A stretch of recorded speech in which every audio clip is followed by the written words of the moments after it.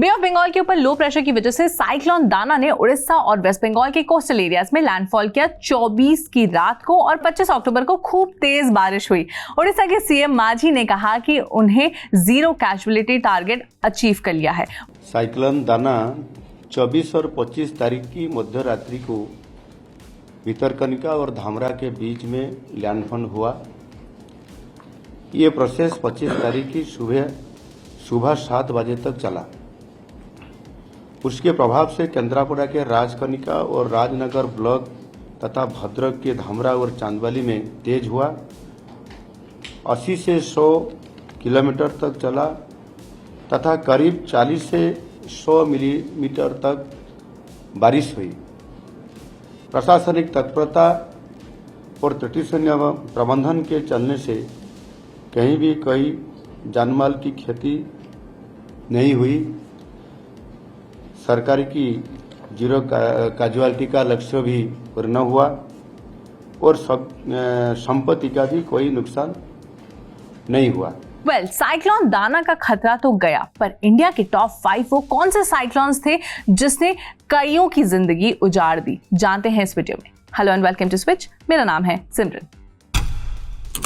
सबसे पहले नंबर पर है साइक्लोन भोला। साइक्लोन भोला 1970 में बंगाल की खाड़ी में आया और ये इतिहास का सबसे खतरनाक तूफान माना जाता है। इस तूफान में बांग्लादेश और वेस्ट बंगाल में 3 लाख से ज्यादा लोगों की जान गई। गांव के गांव ध्वस्त हो गए और समुद्री लहरों ने सब कुछ बहा दिया। आज तक इसका स्केयर बंगाल और बांग्लादेश में देखने को मिलता है। दूसरे नंबर पर है उड़ीसा साइक्लोन या सुपर साइक्लोन, जिसने 1999 में उड़ीसा को तबाह कर दिया था। ये भारत में रिकॉर्ड किया गया सबसे शक्तिशाली साइक्लोन था, जिसने 10,000 से ज्यादा लोगों की जान ली और कई लाख लोग बेघर हो गए थे।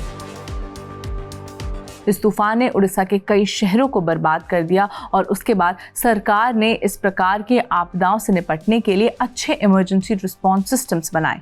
तीसरे नंबर पर है साइक्लोन नरगिस। साइक्लोन नरगिस 2008 में आया था। साइक्लोन नरगिस ने म्यांमार और भारत के दक्षिण के कुछ हिस्सों को 2008 में प्रभावित किया। इस तूफान के कारण 1 लाख से ज्यादा लोग म्यांमार में मारे गए, लेकिन भारत में भी इसका इम्पैक्ट देखने को मिला। तमिलनाडु और अंडमान में समुद्री लहरें और तेज हवाओं ने बड़े पैमाने पर फसलों और मकानों को नुकसान पहुंचाया था। साइक्लोन फाइलिन 2013 में उड़ीसा और आंध्र प्रदेश में आया। हालांकि प्रशासन ने इस बार अच्छे काम किए और 10 लाख से ज्यादा लोगों को पहले ही सुरक्षित जगहों पर ले जाने में सफलता बरती। फिर भी इस तूफान ने कई क्षेत्रों और इंफ्रास्ट्रक्चर्स को काफी नुकसान पहुंचाया था और ये आर्थिक तौर पर एक बड़ा झटका था। इसके बाद भारत ने और भी सुधार किए अपने अर्ली वार्निंग सिस्टम्स में।